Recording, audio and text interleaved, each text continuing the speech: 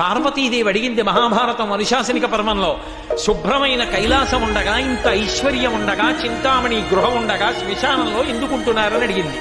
అడిగితే ఆయన చెప్పాడు, పార్వతి బతికున్న నాళ్ళు అన్ని చోట్లకి వెడతారు, ఏమీ తోచట్లేదు, శ్మశానానికి వెళ్ళొద్దామని ఎవరు రారు పార్వతి. నేనంతవాణ్ణంటాడు, పొడుగ్గా ఉన్నానంటాడు, తెల్లగా ఉన్నానంటాడు, పండితుండంటాడు, పద్యాలు నాకు నోటికొచ్చంటాడు, ఉపన్యాసం చెప్పగలనంటాడు, నాకు పాటలొచ్చంటాడు, నేను నాట్యం చేస్తానంటాడు, నేను అధికారినంటాడు, నా దగ్గర డబ్బు ఉందంటాడు.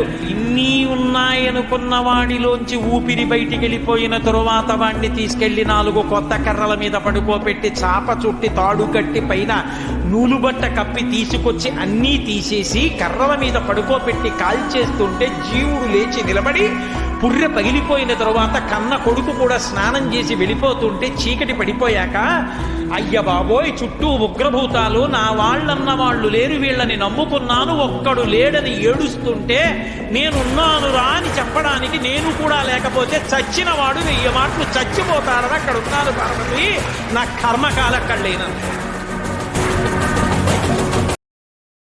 Download ShareChat.